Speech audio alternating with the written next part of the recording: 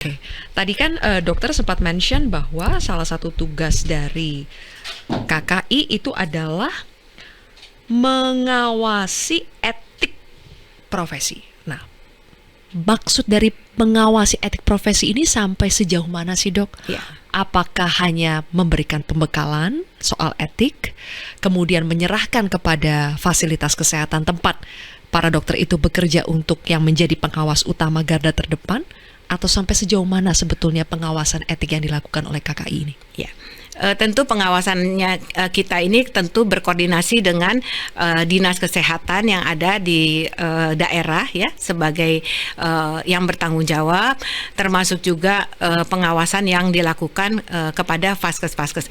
Pengawasan ini kan bisa dalam bentuk pembinaan dan juga dalam bentuk di mana kita melakukan visitasi, melakukan validasi terhadap dokter-dokter yang diduga atau kita mendapat laporan untuk bisa atau dianggapnya ada hal-hal yang perlu dilakukan.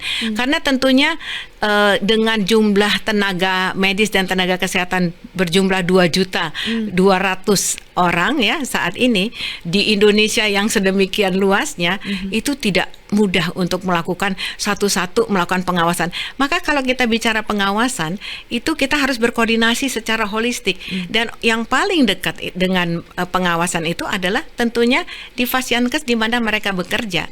Betul kan? Kalau enggak ya 2.200.000 mereka bekerja di mana saja, enggak akan mungkin gitu. Dari pusat itu bisa turun kalau tidak berkoordinasi. Oke. Ada argumen dari ID seperti ini ya, dokter. ID mengatakan ini adalah salah satu dampak ketika tidak ada lagi rekomendasi yang dikeluarkan oleh ID. Kalau dulu untuk memperpanjang surat izin praktik itu harus keluar rekomendasi dari ID, dan untuk mengeluarkan rekomendasi itu mereka akan melakukan sejumlah review lah, termasuk review misalnya track record, apakah ada catatan-catatan buruk tentang si dokter ini. Pendapat dari KKI apa? Apakah itu argumen yang masuk akal karena ketiadaan rekomendasi yang seperti ini akhirnya makanya timbullah dokter-dokter yang kriminal seperti ini? Ya.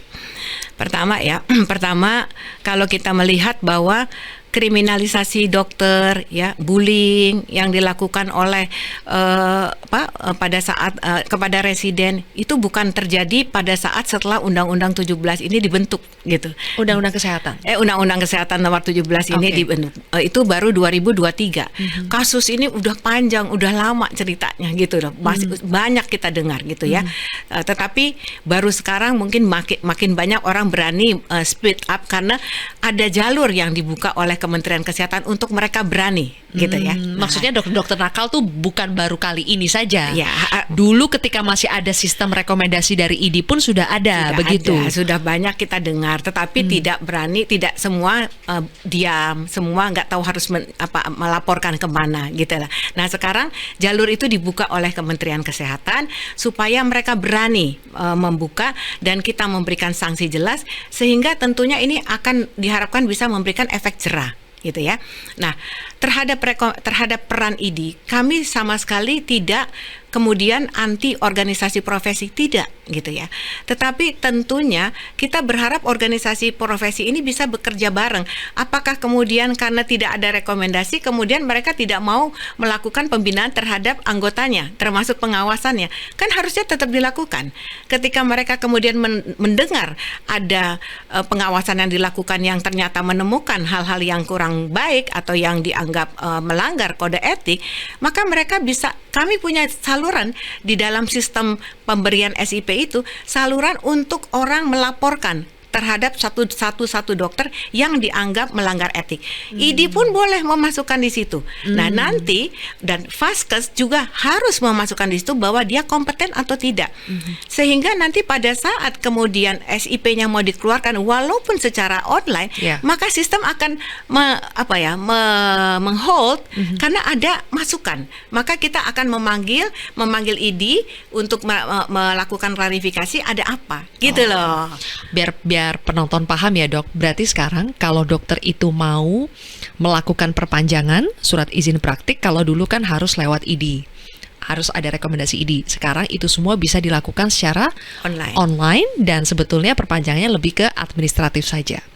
Ketika misalnya ada laporan negatif tentang si dokter ini itu sudah tersimpan dalam sistem, dan ketika mereka mencoba memperpanjang surat izin praktik mereka secara online, maka bisa jadi itu langsung terblokir pasti terblokir oleh sistem karena sudah ada catatan di nama itu. Langsung terblokir. Dan orang yang misalnya ya, dokter ini dia langsung tanya, kenapa saya nggak bisa perpanjang SIP gitu. Kita akan membuka, oh ini ada masukan, ada laporan. Tetapi laporan itu harus terbuka dong, nggak boleh tidak transparan. Kalaupun ada laporan dari siapapun, itu harus terbuka, ada suratnya. Sehingga mereka juga, kalau mereka misalnya sebenarnya mereka nggak melakukan, mereka bisa banding dong gitu. Oh saya nggak melakukan itu kok, gitu loh. Jadi semuanya serba transparan. Jelajahi cara baru mendapatkan informasi. Download Metro TV Extend sekarang.